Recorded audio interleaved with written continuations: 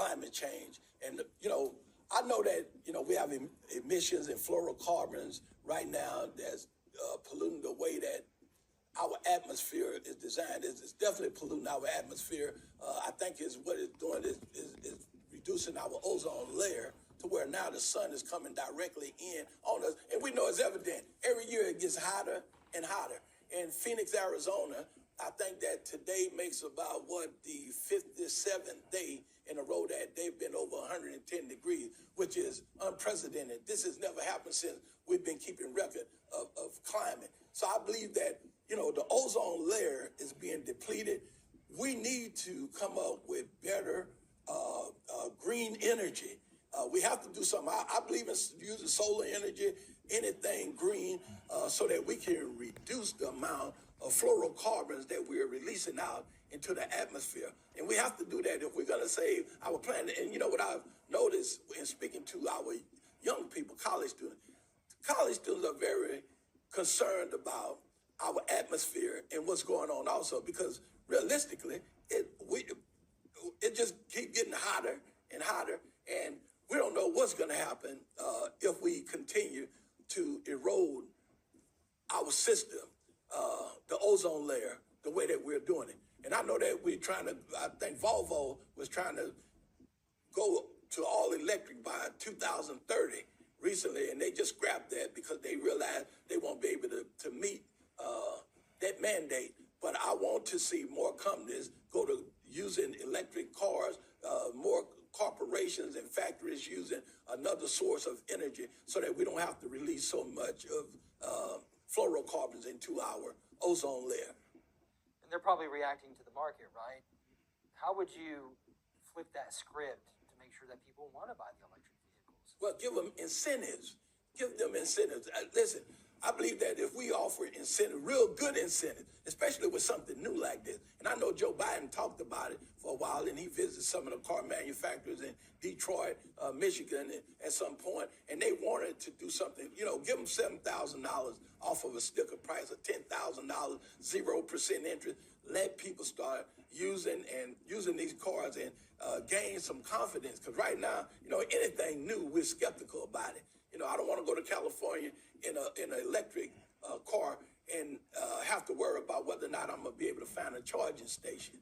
You have to make sure that everything is right and the environment is right for people to own these vehicles. So you'd like to increase the $7,500 tax credit already in place for you? I would love to do that.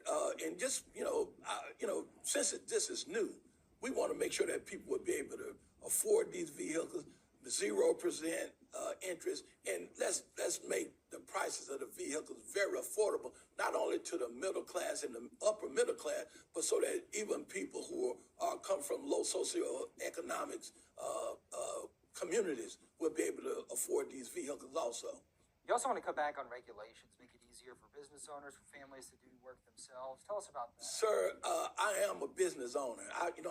My wife and I, we own a daycare center. We own a construction company.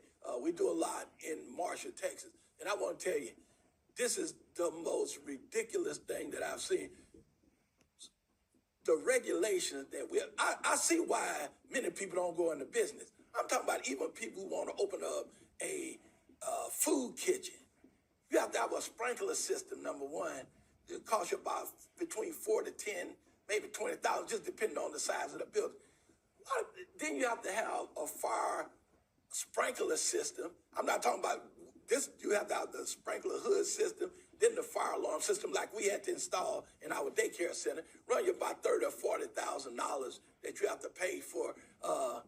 There's too many regulations in the state of Texas, and I'm sure throughout the United States. I heard Kamala Harris just recently say that we want to end all this red tape in the regulation.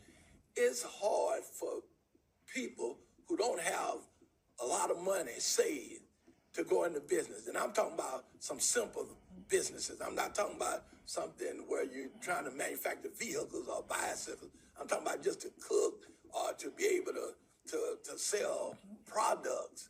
So many things that you have to get in these licenses that they require you to have. To me, it's just ridiculous. And I really, as a U.S. Senator, I promise you, I will really fight to cut a lot of the regulations that I see. And even to become a plumber or to become an electrician or to work on HVAC, you know, the thing that you have to go through in the schooling and all of these certificates, you know, I believe that we can, not believe, I know we can do better than this. Right now, when it comes down to manual jobs and manual job laborers, they are quickly being depleted out of the market, especially the ones we consider professional, like plumbers, electricians, HVAC, construction folk. We're seeing less and less of those people, and a lot of it is because of the insurance that you have to carry, the certificates, the continuing education credits, and anytime, God forbid, you get ready to do anything, you have to have the inspectors come in. I'm going to give you an example of what I'm talking about. Text line, which is the red, white, and blue line, they sell it at Home Depot, they sell it at Lowe's. My third grade grandson can connect a PEX line. All it is a plastic piece, put something in it, and put a ring on it, and, you know, crank it down. They will not allow us in Marshall, Texas, and I'm all throughout the state of Texas, to even install PEX line without a licensed plumber. I believe that is, why should I have to pay $3,500 to a plumber to do something that me and my third grade grandson can do? I think it's ridiculous. Now, and another thing, I've never seen water kill nobody. I can understand electricity or even gas, because gas can blow up. Electricity can electrocute you. But for water, if I decide I want to put something in my house, a new faucet or renovate my tub or something in the bathroom, I shouldn't have to hire no plumber for that. You know, that's my opinion. And I believe that that's something that I would go to bat with folks with in Congress. Some regulations are just ridiculous, and it's making some other people a whole lot of money. And we need to do something about that. We've seen a movement for legalizing recreational marijuana across the U.S. You want to see that? I'm a strong proponent of legalizing marijuana. I know they say marijuana kill your brain cells. If that was true, I wouldn't have no brain cells at all right now, because in my junior high school, and part of my college years, smoking marijuana was a regular thing that we did. And believe me, I don't think that I would have earned the degrees and the PhD and do what I'm doing now if it was true that it kills your brain cells. But what I do believe, I would love to see them legalize marijuana across the board, because too many of our young people are being denied jobs because they smoke marijuana. They even asked them on the polygraph test, have you ever smoked marijuana? Come on, man. About 60 to 70% of college students throughout the United States smoke marijuana. It's the gateway drug. And a lot of students, you know, they smoke it, recreational marijuana. And so for that reason, the fact that it is causing a lot of people to miss out on employment, and then, God forbid, you get convicted of a misdemeanor with marijuana. If you apply to the police department or many other agencies, they look at that and they won't hire you.